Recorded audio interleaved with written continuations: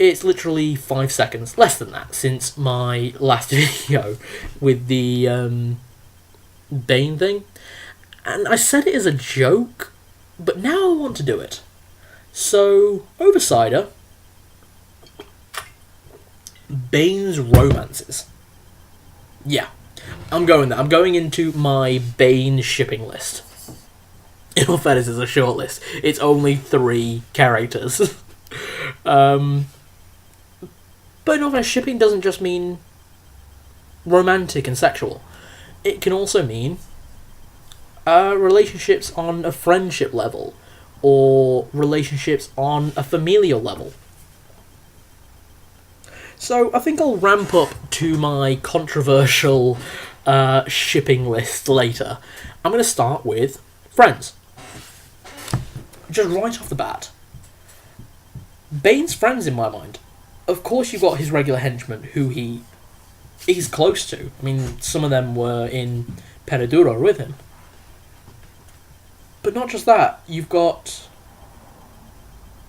I would personally say that his personal friends include Poison Ivy, Scarecrow, and the Joker.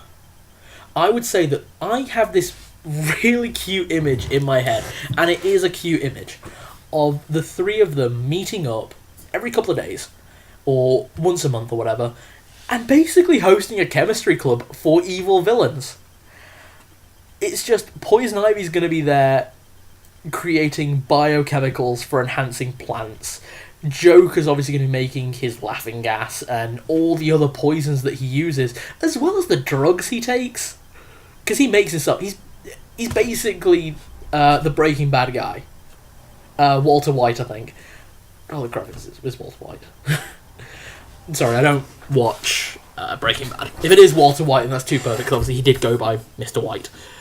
But then you've got Scarecrow, who's obviously making his fear gas and advancing it, and he's probably testing it on the other ones, and it's having no effect. Nightfall confirmed that it has no effect on him, on Joker, because he's insane. He has no fear. Bane, if he's got Venom in his system, it doesn't affect him. Venom counteracts all of the all of the drugs. It's just that powerful. But if he's not on Venom, he's got his intense willpower, because he has the willpower to sustain the Venom. Because otherwise he'd go insane. Like, more insane than Joker. I mean, it happened to Batman, for God's sake. But no, in all fairness, what he'd see is the exact same thing that Batman would see, because they're both terrified of bats. I mean, it's really sad. I mean, clearly those two are meant to be brothers. And then Poison Ivy, I don't even know if it would work on Poison, because for God's sake, she's half plant. What would her grace fit be? Fire? Greenfly? I don't know. In all fairness, her greatest fear would probably be all the world's plants dying. But that's less interesting. I want to see her get affected by Scarecrow's fear gas and just see swarms of greenfly everywhere. That would amuse me to no end, because I'm a sadistic. Anyway, that's his friendships. And obviously you got his friendships with Batman, which are actually canon. I mean, those two are actually business partners. Bane actually canonically has a stake in Wayne Industries. He actually gets regular income from Wayne Industries. Same way Bruce Wayne does. And he's also friends with all the Bat family as well, to some extent. I mean, he trained several Robins, and I think the current Knight, I think Dick Grayson, I think he trained him in his personal martial art. And the only one he didn't train was Red Hood, I think Jason Todd. I might have that wrong. But hey, it's nearly midnight, and cider. Hey, 2 liters cider is heavy. You need to drink it like this, or using your other arm in some way. So, yeah. Anyway, that was obviously friendships. What about familial relationships? I do have my own fan theory that Bane is a member of the Bat family. I really do. I think he is the cool uncle who everyone's kind of iffy if he should turn up, but they invite him anyway, and when he does turn up, he brings cool presents. I've got to say, the guy goes all over the world on weird missions. He's probably the only member of that family that willingly uses a gun. And the gun that he uses is a heavy machine gun. I mean, just for God's sake, I'm cosplaying Bane at Alcon, and this is what I got just for this costume.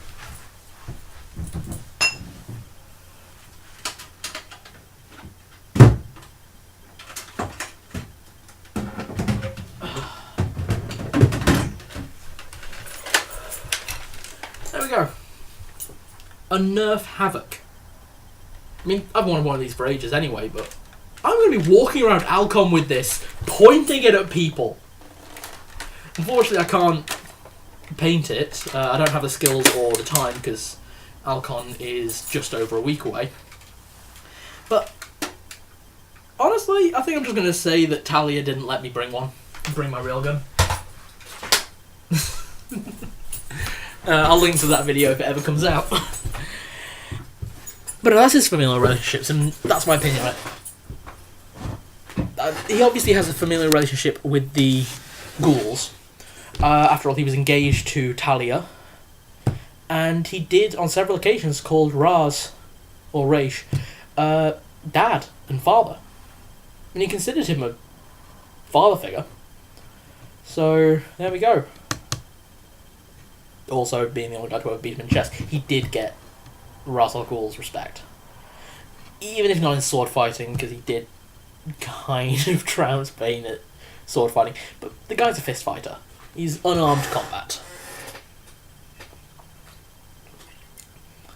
Now on to the best bit. Shipping in a relationship and sexual way. Yeah.